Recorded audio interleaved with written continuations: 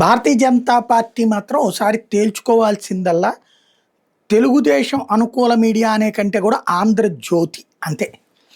బీజేపీని మళ్ళీ ఎక్కడం బిగించేసింది, బీజేపీకి వ్యతిరేక వార్తల్ని కంటిన్యూగా ఫోకస్ చేయడం బిగించేసింది. గతంలో కూడా ఇలాగే జరిగింది 2019కి ముందు. 19 నుంచి 24 మధ్యలో బీజేపీ మీద విషమే జిమ్మింది.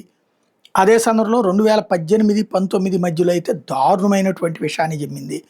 నిరంతరం బీజేపీకి వ్యతిరేక శక్తుల్ని ప్రోత్సహిస్తుంది. ఇప్పుడేంటి, రాహుల్ గాంధీని ప్రమోట్ చేస్తుంది.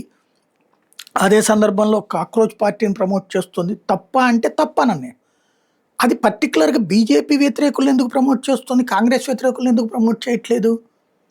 ఈవెన్ షర్మిలను ఇక్కడ ప్రమోట్ చేస్తుంది. ఓవరాల్గా బీజేపీ నాశనం కావడానికి కావలసినటువంటి ఏ ఒక్కళ్ళు ప్రయత్నించినా సహకరిస్తుంది. ఇది అర్థమవుతోందా?